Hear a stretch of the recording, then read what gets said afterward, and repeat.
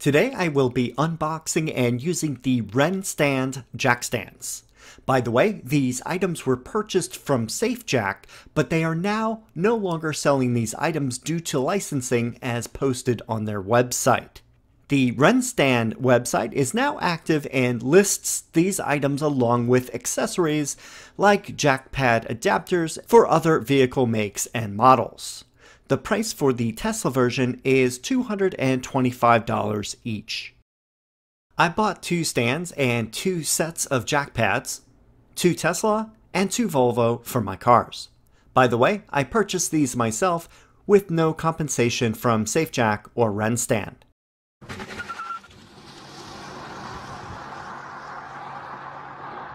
Now on to the unboxing. Here is one of the boxes that arrived, and it's pretty compact and heavy. The packing list shows the 2 Volvo jack pads and 2 Tesla jack pads, along with 2 Rennstands. The total came to $364. Opening it up, we have these Ziploc bags with the instruction manuals inside. Since I ordered 2, there is a second one included. Inside is a list of accessories that are available. Below that, we have the stand components wrapped in foam and bubble wrap. This is one of the leg bases. It can be adjusted for height with the included 3/8 inch quick release pins. And this is a close-up. It's black powder coated steel. Then we have the center section. It will attach to the 2 leg assemblies with the quick release pins. The upper leg inserts inside the leg base and allows you to adjust the height of the stand. Make sure you have both sides set to the same height.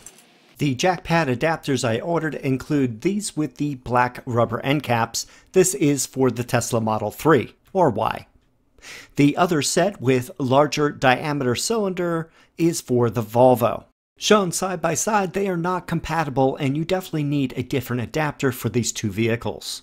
Note there are 2 spacers included, which are basically large metal washers. If the ends of the center section contact the vehicle, the spacer can be used in between the jack adapter and the center of the Rennstand. For both of my cars, I don't need to use the spacers. Here are some specs. The stands allow 11.5 up to 16.5 inches in height, and they are rated for 3 tons or 6,000 pounds each. The quick release pins holding it together are rated for 9,000 pounds each. If your vehicle weighs 5,000 pounds, the most you would support on one jack or jack stand is half of it, since the vehicle is also supported by its tires or other jack stands that share the weight. The more stands you use, the lower the loading on each stand because they are sharing the load. In addition, the stands are all tested in accordance with ASME standards to at least 150% of the rated load, which is 9,000 pounds. But do not exceed the 6,000 pound load rating for safety's sake. I want to mention why these jack stands are useful. The Tesla and also many other cars have 4 jack points that are located on the front and rear under the frame of the car. The standard jack stands may have a slit in them that are designed to be used with cars that have metal rails on the frame. These jacks can work by wedging into the rail. Tesla doesn't have this setup. If you use those types of jack stands, they are not stable and could cause a problem. Also, the way that the jack points are located, if I use the floor jack to lift the car, where do I put the jack stand? They would occupy the same space, which can't be done. With the design of the Rennstand, the floor jack combines the jack stand to use the same jack point. Once the jack stand is installed, you lower the floor jack and it's out of the way. The Rennstand is designed with the center bar that sits on the floor jack. On top, you place this specific jack point adapter for your vehicle. Then you raise the floor jack and insert the 2 legs on either end of the main bar. They attach with pins.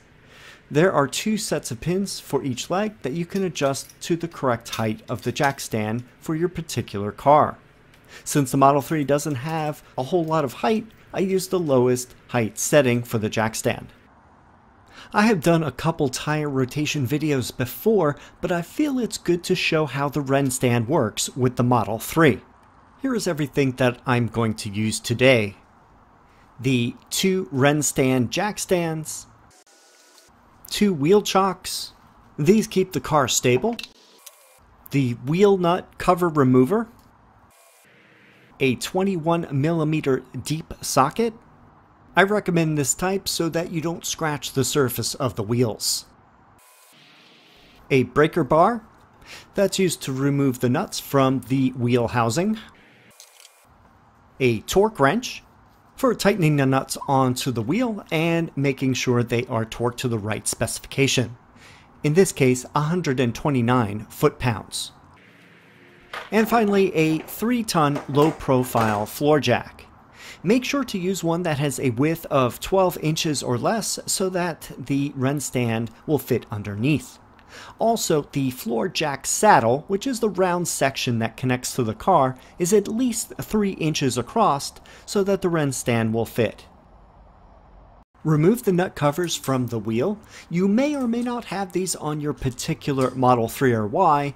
It's usually not if you have the aero covers. The plastic tool that removes them makes it a lot easier because sometimes they are inserted and hard to get out with your fingers.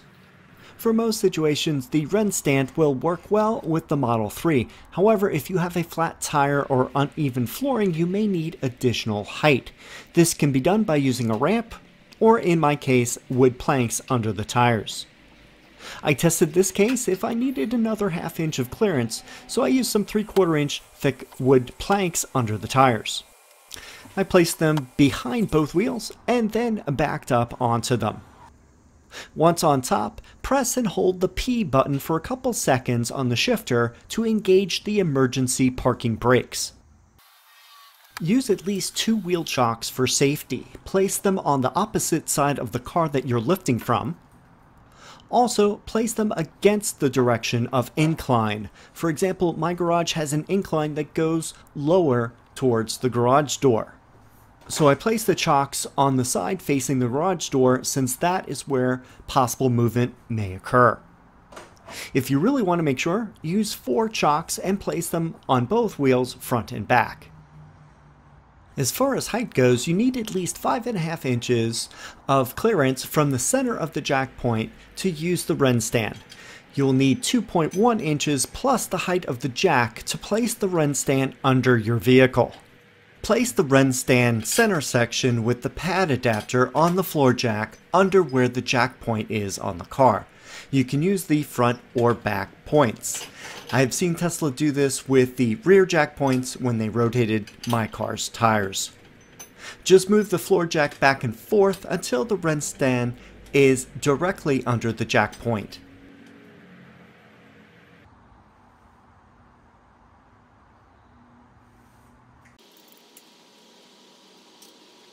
If you have the 18-inch wheels with the aero wheel covers, take the cover off to access the wheel underneath. Use a breaker bar to slightly loosen the nuts. You do this to untorque the nuts so they can easily be removed while on the jacks. Use the floor jack to raise the height until the tire clears the floor by several inches. Then insert the Rennstand legs into the center stand section. Use the pins to secure the legs on. Then slowly lower the floor jack until the car is supported by the jack stand. Now for the front wheel. Position the floor jack directly under the jack point. Place the Rennstand center section on the floor jack. Then start raising the jack until it connects to the car.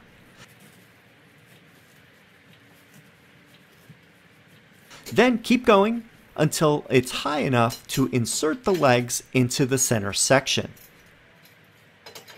Use the pins to secure the legs. Slowly start lowering the car until the stand supports the weight. This is a close-up view of the 2 jack stands on the left side of the car. I removed the floor jack out of the way, but you could leave it under the jack stand if you want. Remove the 5 nuts from the wheel with the breaker bar. and place them aside.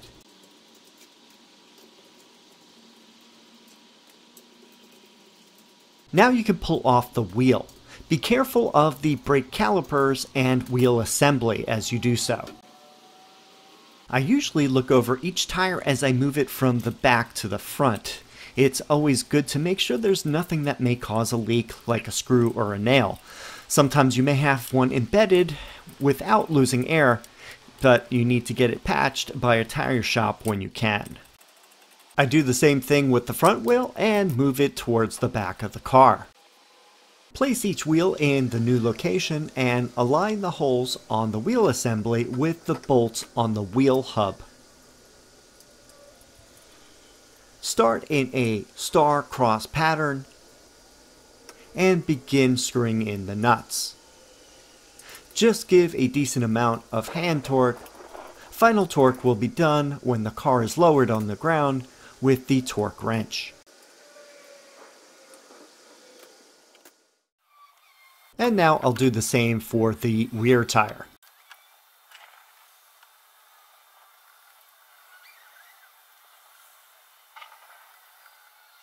Place the floor jack under either jack stand and raise it a little bit, an inch or so. Now you have clearance to pull out the pins and remove the legs on each side of the stand. Since the floor jack has the car high enough, I can also remove the Rennstand from the rear jack point. Lower the floor jack height, and when loose, remove the Rennstand.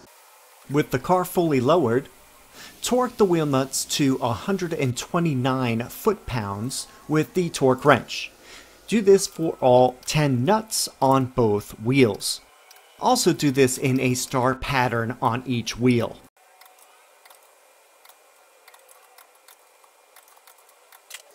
Put the nut covers on all 10 nuts on both wheels. Now the tires and wheels are rotated on the left side of the car. Remove the wheel chocks on the right side of the car and move the car forward so I can pick up the wood planks. Now place the chocks on the left side of the car so I can rotate the tires on the opposite side. Switching to the other side of the car, I'll rotate these tires now. I'm going to speed this up since we saw the same process on the other side.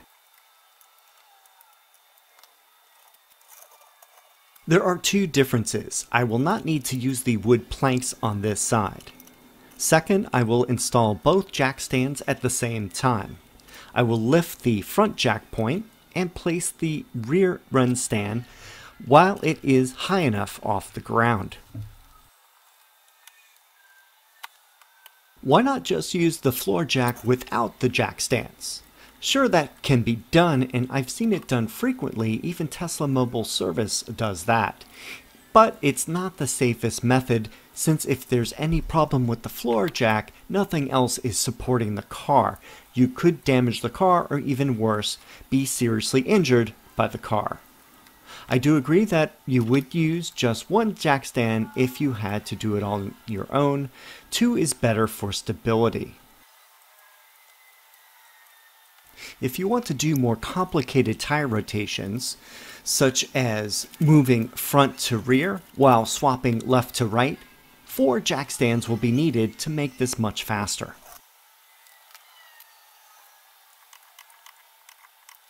If this item interests you, I have a link in the video description. I don't get any compensation from this, but I think they are great. Well, that wraps up this video of the unboxing and using the Rennstand Jack Stands with the tire rotation on my Tesla Model 3. They appear well made and are high quality construction. I would definitely recommend purchasing 1 or 2 for your garage for rotating or replacing wheels and tires on a car with a jack point. If you have any questions or comments, please leave them down below. Thanks for watching, and I will see you in the next video.